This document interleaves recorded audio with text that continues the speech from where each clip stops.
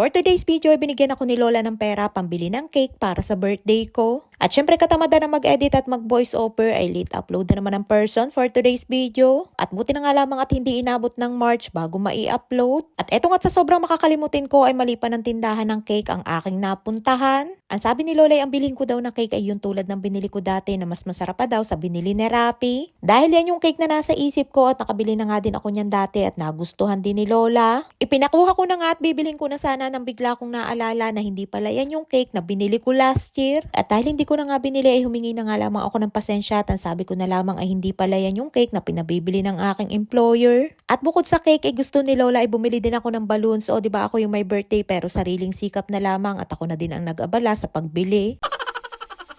At eto na nga yung cake na bigla kong naalala na pinabibili ni Lola, ang kaso'y wala nung flavor na katulad nung binili ko dati na parang dulce de leche o caramel. At buti na nga lamang din at naalala ko na yan yung pinabibili ni Lola na cake at nakatipid pa nga. 70 shekel yan o nasa 1,200 at yung una kong pinuntahan na cake ay 120 o nasa 2,200. Sabi ko kay Lola ay wag na kami mag-cake at balloons, ang kaso'y ayaw pumayag ni Lola at tuwing birthday ko nga ay meron siyang pa-balloons at cake. Dati ay si Rappi ang pinabibili ni Lola ng cake at balloons para surprise ako, ang kaso ay sobrang busy ni Rappi kaya ako na ang pinabili ni Lola. זה לא בית שלך, את יכולה להסתלק בקומה 11. מה זה, היא באה אליי. היא אמא של הנכדים שלי. Ay nga't pagdating ko ng bahay ay naabutan ko si Lola at Nili na nag-aaway. Inimbitahan kasi ni Lola yung dating asawa ng kanyang anak na lalaki na pumunta dito sa bahay sa mismong birthday ko. Ilang araw nga bago yan ay tumawag yung dating manugang ni Lola at gustong pumunta dito sa bahay para dalawin si na Lola. Ang kaso ay hindi natuloy dahil sumama ang pakaramdam ni Lola kaya sabi ni Lola ay pumunta na lamang dito sa bahay sa birthday ko at nagkataon naman na magkasabay ang birthday namin.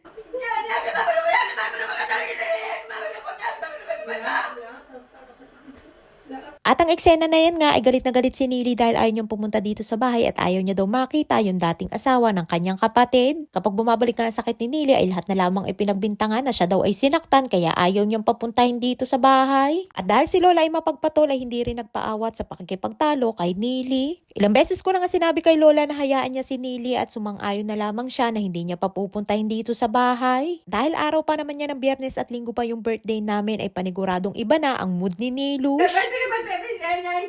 Yafe! Ay nga't pagkatapos kong tawagan sa kwarto ni Lola at libangin si Nili ay okay na ulit at kukuya-kuya-kuy na. Nang marinig ni Lola na nasa mood na si Nili at natawa na ulit ay tinanong ako ni Lola kung ano daw ginawa ko kay Nili. Kapag galit si Nili ay mas lalo yang hindi kakalma kapag sinabayan mo ang galit niya. At kinabukasan nga araw ng Sabado ng hapon ay nilinisan at pinalitan ko na ng damit si Nili. Dahil maganda pa ang mood ni Nilush at kapag ginawa ko yan kinabukasan pa sa mismong araw ng Linggo ay baka mag-tantrums. Lalo na't alam niya na pupunta dito sa bahay ang dating asawa ng kanyang kapatid. At ay nga't habang naglilinis ako at nagbabacuum ng carpet ay panay pa ang kuya-kuy ni Nilush. Kinausap ko nga din ulit si Lola at sabi ko wag na niyang babanggitin kay Nili ulit na pupunta dito sa bahay yung dating asawa ng kanyang anak na lalaki. At sabi ko kay Lola wag siyang mag-alala kay Nili dahil kung sakali na mag-tantrums nga ulit ay ako na ang bahala. Sa tinagal-tagal ko na nga dito kay na Lola at 9 na taon na nga ako dito, ayan pa lamang yung unang beses na pupunta siya dito sa bahay simula nang dumating ako. Malapit lang naman ang bahay nun dito at nadadaanan ko nga lamang yung kanto kung saan siya nakatera. Pero kahit hindi naman siya pumupunta dito sa bahay at kahit matagal na silang hiwalay nung anak ni Lola ay madalas naman sila nagkakausap ni Lola sa telepono. Ay nga tiniklop nga muna namin ni Nili ang sampay ng damit para hindi nakaharang dyan at nagpatulong na nga ako kay Nili dahil hindi ko alam kung paano tiklupin. Minsan nga dyan ko na nga isinasampay ang aking mga nilabhan na damit at mas mabilis pa nga na matuyo dyan kaysa sa sampayan sa labas. Hapon pa nga lamang dyan ay naglinis na ako para kinabukasan ay si Lola at Nili na lang ang aking aasikasuhin. Happy birthday to you. Happy birthday to you. Happy birthday, Nilush.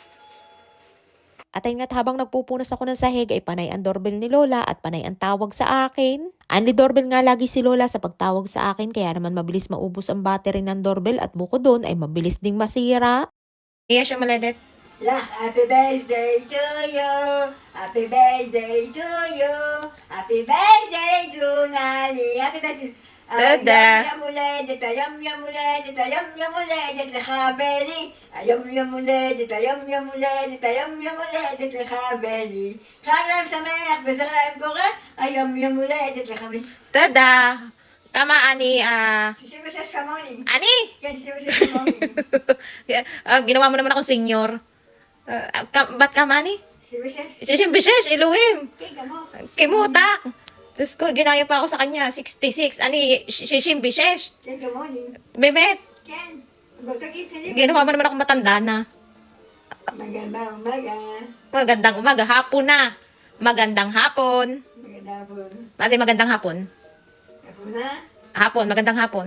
Sayat man. Ereb. Tob. Base? Alam to. Ay nga't pagkatapos akong kantahan ni Nilo siya, tinanong ko nga siya kung ilang taon na ako. Ay kainaman na at 66 na daw ako katulad niya, hindi pa nga ako nakakapag-life begins at 40. Abay sobrang advanced na at naging senior na. Ay nga't pinapakita niya sa akin yung kanyang bagong ipit at sabi niya sa akin ay mag-ipit din daw ako ng katulad na sa kanya. Yum yum ulit, yum yum ulit, yum yum ulit, Happy yum yum ulit, Happy birthday to you, happy birthday to you, happy birthday, happy birthday, happy birthday to you.